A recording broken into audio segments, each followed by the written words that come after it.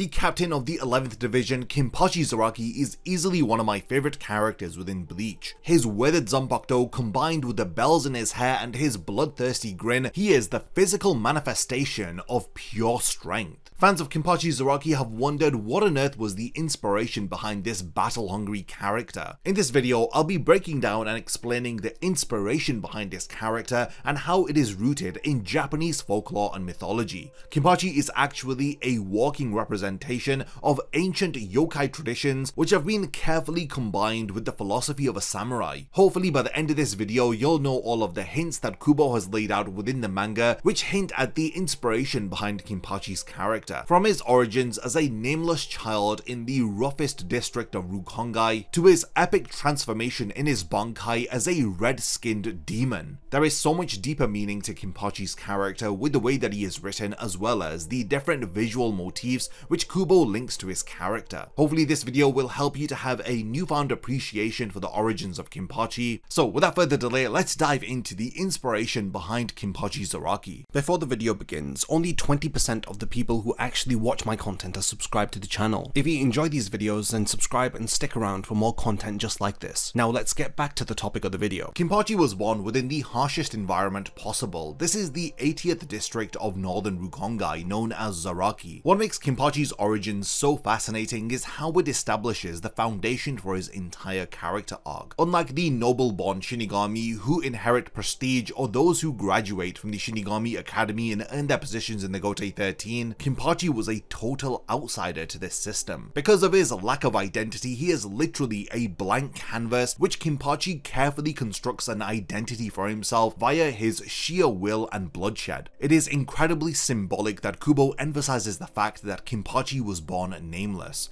In Japanese culture, a name carries a lot of spiritual significance, often determining one's destiny or role within society. Since he had emerged from the most lawless district of Rukongai without an identity, Kenpachi represents the ultimate self-made warrior. His existence challenges the Soul Society's hierarchical structure, suggesting that true power is able to emerge from anywhere, even from the most neglected corners of the Soul Society. When Kenpachi had eventually named himself, it was a pivotal moment in his character development, as he had taken on the title of Kenpachi, which is reserved for the strongest swordsman of any given generation, and he had also given himself the surname Zaraki, named after the Rukongai district where he was from. One of the most interesting aspects of Kenpachi's character design is in its connection to the terrifying yokai known as Gashadokuro, a giant skeleton formed from the unburied bones of famine victims and fallen warriors. This influence from Japanese folklore is written throughout numerous aspects of Kenpachi's character, as we see it in his appearance, abilities, and even his presence on the battlefield. If you remember, whenever Kenpachi releases his spiritual pressure, his Reiatsu often manifests as a massive yellow skull, or a skeletal figure. This is an unmistakable nod to the Gashadokuro skeletal form.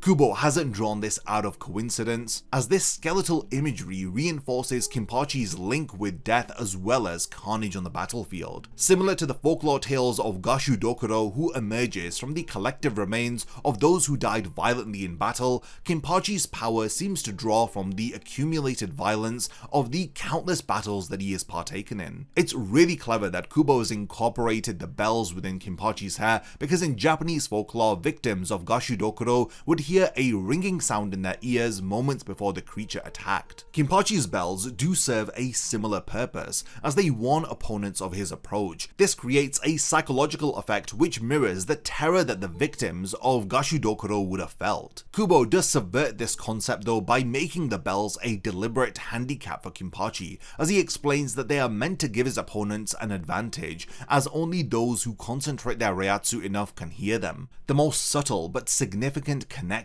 to this folklore tale is Nozarashi's release command, which is drink. This simple release command takes on a deeper meaning when you view it through the lens of Gashadokuro. In the folklore tales, these skeletal demons were known to bite off the heads of their victims and drink their blood. This is a horrific image which aligns perfectly with Kenpachi's brutal combat style and his bloodthirsty reputation. Even the name Nozarashi itself carries some skeletal connotations. While commonly translated as weather-beaten, the term Nozarashi originates from Matsuo Basho's famous haiku called Nozarashi Kiko, where it simply refers to bleached bones exposed in a field. The dual meaning behind the name Nozarashi perfectly captures both the weathered appearance of his zanpakuto as well as its connection to death and decay. These purposeful influences from Japanese folklore tales elevate Kenpachi's character beyond just a simple battle-hungry character. With Kubo drawing on inspiration from Gashadokuro, he gives us the idea that battlefields can create their own supernatural horrors, as well as those who live by the sword end up becoming manifestations of death itself. And I think that this perfectly describes Kenpachi Zaraki. Kenpachi's Bankai also represents one of the most visually striking transformations in all of Bleach, as it once again draws upon inspiration from Japanese folklore and mythology. It's hard not to compare Kenpachi's Bankai appearance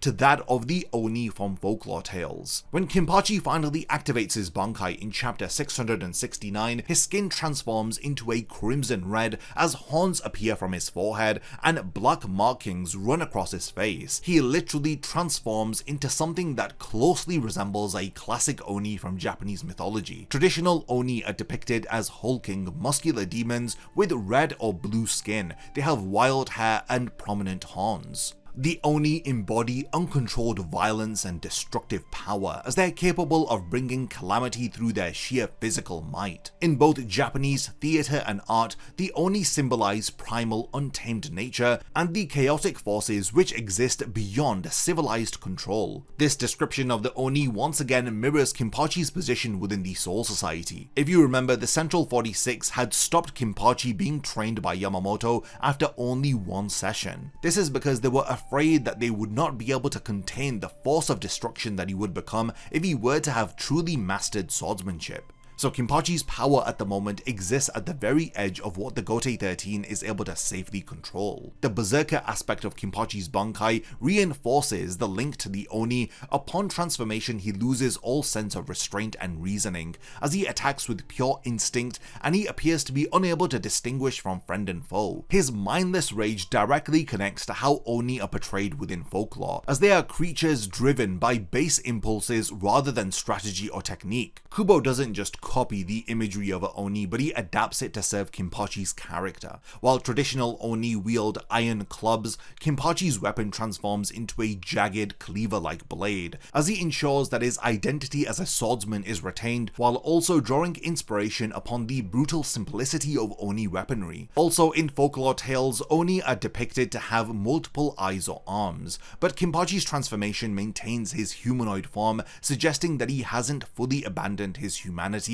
despite tapping into more of a demonic power. I want to now talk about Kenpachi's warrior code and the philosophy which underpins his actions in the series. Kenpachi has a strange relationship with strength. Unlike most warriors who seek power as a means to victory, Kenpachi deliberately weakens himself as he wears an eye patch which consumes his Reiatsu, and he uses only one hand to wield his sword. Like I mentioned earlier, he wears bells in his hair so that his opponents are able to easily detect him. These self-imposed handicaps reveal a warrior who values the experience of battle above its outcome. For Kenpachi, strength without any resistance is meaningless. Through his character, we see that he doesn't want to dominate his opponents, but he wants to be challenged by them. Kenpachi's character subverts the traditional samurai values in really interesting ways. Classical Bushido emphasizes victory through perfect technique and disciplined training. However, Kenpachi rejects this, as aside from that one lesson with Yamamoto, he has had no formal training whatsoever. He had also initially refused to learn his zanpakuto's name, and he expressed disdain for kendo despite its effectiveness. His famous declaration to Ichigo that the only way to get stronger is by nearly dying and surviving represents a raw, experience-based approach to power which massively contrasts with the methods of the Shinigami. Kenpachi's focus on direct battle experience over studying and learning theory, this actually parallels specific aspects of Zen tradition traditions which have influenced historical samurai. Kenpachi has willingly appreciated strength in others regardless of their background. Whether if this is Ichigo, a human invader, or Noitara, an Arrancar enemy, Kenpachi doesn't judge somebody on their rank, experience, or intelligence. He is willing to accept the challenge of a worthy battle from anybody. He also possesses a fascinating relationship with death and fear. Unlike many other warriors who strive to overcome fear, Kenpachi actively seeks it. His battle with Unohana reveals that his first experience of fear was also his first experience of true joy in combat. Kenpachi's acceptance of fear as something which enhances rather than diminishes the warrior experience represents a subversion from traditional martial arts philosophies which emphasize composure and emotional control. Kenpachi's character introduces us to this incredible discussion on the purpose of strength itself. Does one gain strength in order to protect others as Ichigo believes, or is it to uphold the law and order as the Gotei 13 believes? Because to Kenpachi the only value that strength offers is to allow him to experience the thrill of testing his own limits against a worthy opponent. The reveal of Kenpachi's relationship with Yachiru Unohana is one of the greatest character development moments within Bleach. Unohana feels guilt after being responsible for Kenpachi unconsciously limiting his own power in order to extend the thrill of battle. This ultimately had prevented him from ever reaching his true potential,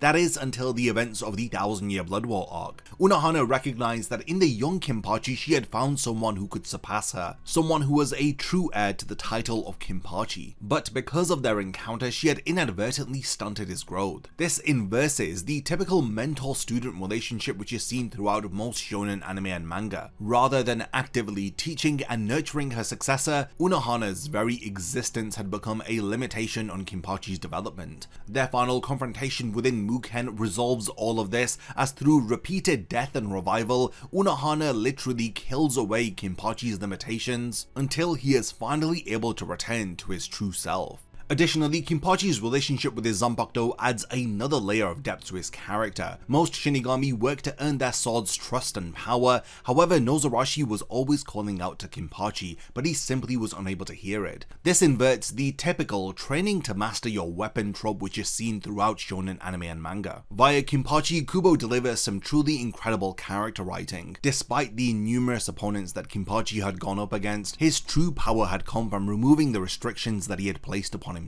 Hopefully this video has helped you to understand the inspiration behind Kenpachi's character with the iconic skeletal visuals of the Gashadokuro as well as the Oni that is depicted within his Bankai. Kubo has created a beloved character that fans cannot get enough of. As Bleach continues, I cannot wait to see Kenpachi return within the Hell arc and for us to hopefully see him having some mastery over his Bankai, since it's been 12 years since he had first revealed it within the 1000-Year Blood War arc. Now we have reached the point of the video where I want to hand over the discussion to all of you. Let me know all of your thoughts about these foundational elements which had created Kenpachi's character. Do you agree with my thematic analysis of Kenpachi Zaraki, or is there something that I've forgotten to mention? Do continue the discussion in the comments, and lastly, thanks for making it to the end of this video, and I cannot wait to see you in my next Bleach video. A massive thank you goes out to all of my amazing Patreon supporters for helping to make this video possible. If you also want to support the channel and see your name in the end of my videos, then check out my Patreon, which has loads of perks like early video access and so much more. Thank you for sticking around till the end of the video, and whatever you contribute will mean a lot to me.